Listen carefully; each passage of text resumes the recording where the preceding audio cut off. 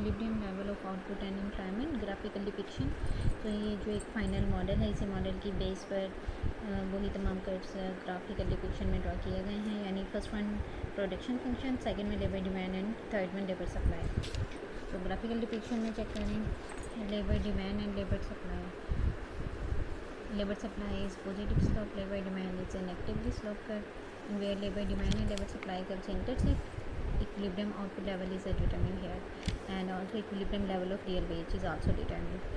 और इस equilibrium employment level की बेस पर जब प्रोडक्शन फंक्शन में आप यही लाइन पॉइंट आउट करेंगे तो आपको फाइंड आउट हो जाएगी इक्विलिब्रियम लेवल ऑफ आउटपुट। यानी इक्विलिब्रियम लेवल ऑफ एम्प्लॉयमेंट का जो डिसीजन है वो labour demand and supply schedules की बेस पर होता है, और जो ये डिसीजन होता है वही ऑटोमेटिकली आउटपुट लेवल को फाइंड आउट करवाएगा। ये इसकी ग्राफिकल डिपिक्शन है।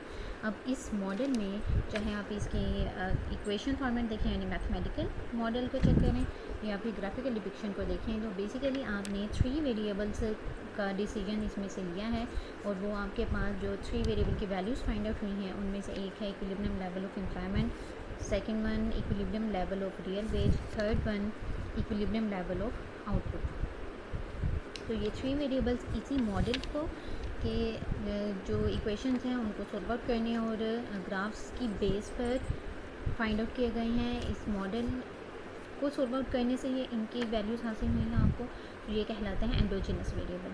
सो what are the endogenous variables? The variables in the model that are determined within the model. And what are the exogenous variables? The variables whose values are not determined within the model, means the variables whose values are determined outside the model, जिनकी values आपको already given हो। ये आप mathematics में endogenous and exogenous variables की in detail description जाकर भी पढ़ सकते हैं। तो अब हमारा इसके बाद अब जो मेन टॉपिक है इक्विलिब्रियम लेवल के फाइंड आउट करने के बाद कि अब ये इस इक्विलिब्रियम लेवल को फैक्टर्स कौन से ऐसे हैं जो अफेक्ट करते हैं, यानी कौन से ऐसे वेरिएबल्स हैं जिनके चेंज होने से equilibrium output and employment change होने की पॉसिबिलिटीज़ आपको नज़र आती हैं। So factors mean the determinants of equilibrium level of output and employment in the classical model. तो equilibrium output and employment determine किसकी बेस पर हुई है? Basically labour market and production function. So वो तमाम फैक्टर्स जो production function, labour demand and labour supply को affect करेंगे वही equilibrium level of output and employment को अफेक्ट करेंगे।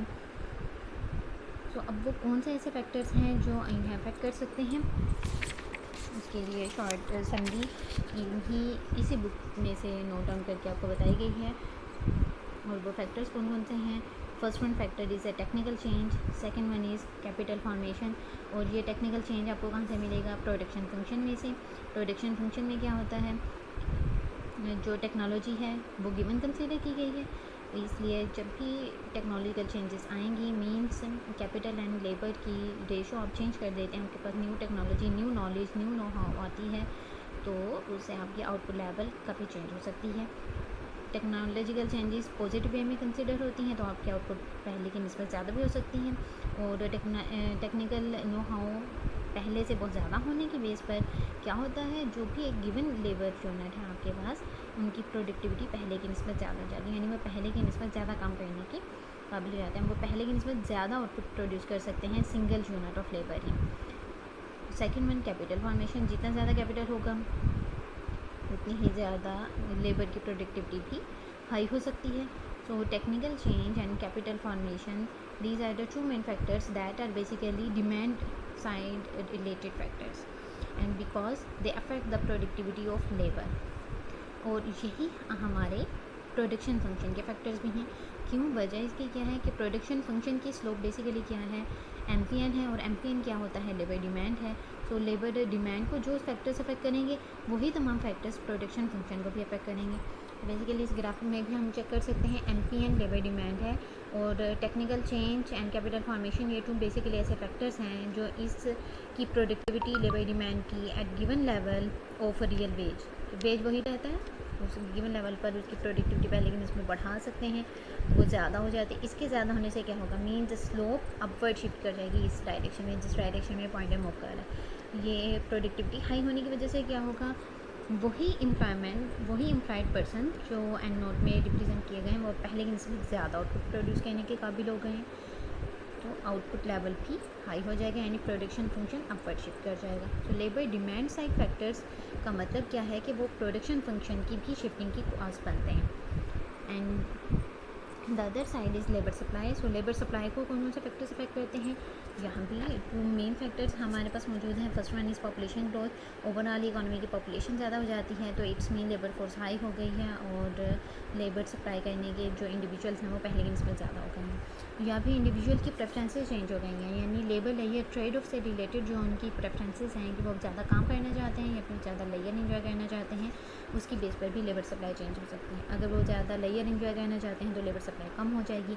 अगर उनकी आदत है कि हाँ बिज़ी रहने की और ज़्यादा वो लेबर करना चाहते हैं, वर्किंग और ज़्यादा कंज्यूम करना चाहते हैं, तो लेबर सप्लाई पहले की निस्बत ज़्यादा हो जाएगी। तो ये बेसिकली टोटल 4 मेन फैक्टर्स हैं जो equilibrium level of output and employment को अफेक्ट करेंगे। इनमें से 2 डिमांड साइड फैक्टर हैं, 2 सप्लाई साइड फैक्टर हैं। अब जो 2 डिमांड साइड फैक्टर हैं वो भी देखें, बेसिकली वो प्रोडक्शन फंक्शन को ही जाकर अफेक्ट करते हैं due to change in MPN, because labour demand is basically MPN। So production function के ये 2 फैक्टर्स हो गए और थर्ड एंड फोर्थ वन ये लेबर सप्लाई के फैक्टर हो गए। सो बेसिकली ये डिमांड के नहीं, ये भी सप्लाई साइड ही फैक्टर हुए। So equilibrium level of output and employment in the classical model are supply side determinant factors, यानी ये इसके इनके जितने भी फैक्टर्स हैं बेसिकली सप्लाई साइड फैक्टर्स ही हैं। और ये आप इक्विलिब्रियम मॉडल जो बुक में गिवन है वो यहाँ पर भी चेक कर सकते हैं। ये देखें बेसिकली कैपिटल फॉर्मेशन चेंज होती है, टेक्नोलॉजिकल चेंज आएगा तो MPN शिफ्ट होता है, प्रोडक्शन फंक्शन शिफ्ट है। प्रोडक्शन फंक्शन एक सप्लाई साइड इकोनॉमी है। इसी तरह से लेबर सप्लाई चेंज होगा तभी एम्प्लॉयमेंट लेवल इंक्रीज़ हो सकता है और आपकी एम्प्लॉयमेंट लेवल हाई होने से आउटपुट इंक्रीज़ हो सकती है। तो बेसिकली ये जो 3 इक्वेशन मॉडल है हमारे पास, जो एक ग्राफिकल डिपिक्शन है, ये शो करती है equilibrium level of output and employment in the classical model determined solely by supply side factors.